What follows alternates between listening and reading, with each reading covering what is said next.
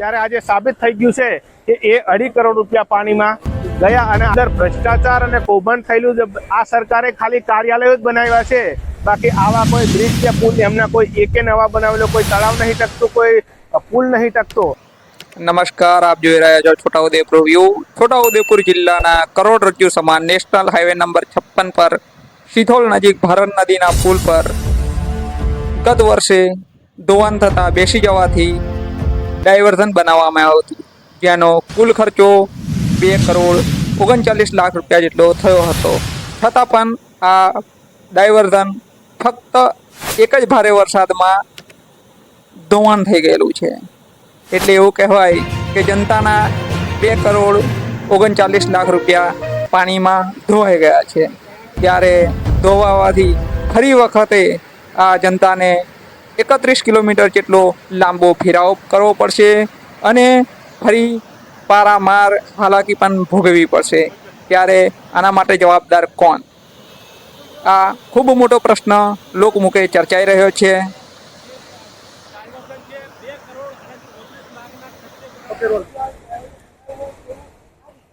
ગુજરાતથી એમપીને જોડતો 56 નંબરનો એક્સપ્રેસ હાઈવે જે છે એને 1.5 વર્ષ પહેલા બ્રિજના પાયા નદીની અંદર બેસી જવાના કારણે જ્યારે લોકોને 1 વર્ષ સુધી 30 કિલોમીટરનો ઘેરાવો કરીને જ્યારે ફરવાનું થયું હતું, ધક્કા ખાવાના કોઈનું જ્યારે 108માં જાય ત્યારે મોત પર નિભજ્યું, ત્યારે સ્થાનિક નેતાઓને અધિકારીઓને જ્યારે રજૂઆત કરી જ્યારે નવો બ્રિજ બનાવવાની, ત્યારે એ લોકોએ આ 2.5 કરોડ રૂપિયાનું ડાયવર્ઝન બનાવ્યું।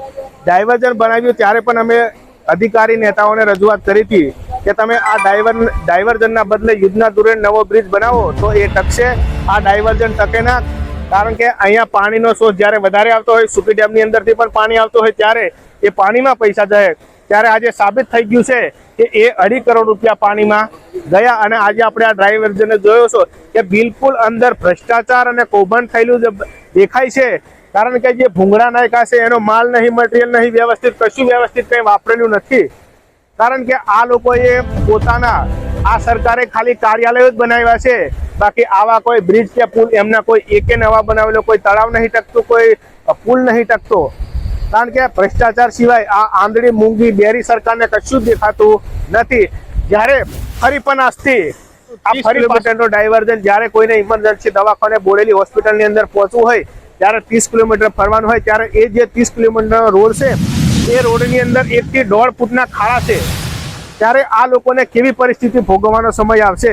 જ્યારે આ સરકાર જ્યારે મોટી મોટી વાતો કરતી હોય, જ્યારે સત્તાની અંદર બેઠી હોય, ત્યારે આ બ્રિજ હવે તાત્કાલિક ડાયવર્ઝનને 1 પણ રૂપિયાનો ખર્ચો કર્યા વગર હવે પછીથી આ યુદ્ધના ધોરણે પુલ નવો બનાવે એવી અમારી માંગણી છે।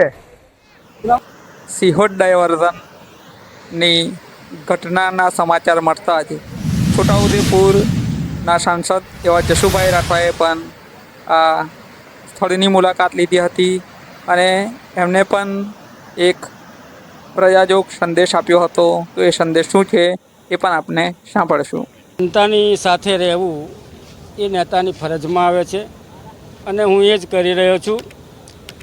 આ જે ડાયવર્ઝન છે એ 5-1 મહિના પહેલાં બનાવવામાં આવ્યું હતું અને જ્યારે બનાવવામાં આવ્યું ત્યારે જે તે વખતના ટેકનિકલ એમને ધ્યાન રાખવું જોઈતું હતું કે આ નદીની અંદર ભૂતકાળમાં કેટલી કેપેસિટીમાં પાણી આવ્યું અને ચોમાસામાં કેટલું પાણી આવી શકે છે એ પ્રકારે ધ્યાને રાખીને ડાયવર્ઝન બનાવવું જોઈતું હતું। એ નથી બન્યું, એના કારણે પાણી ઓવરફ્લો થવાના કારણે ઉપર થઈને જવાના કારણે આ ડાયવર્ઝન તૂટ્યું છે।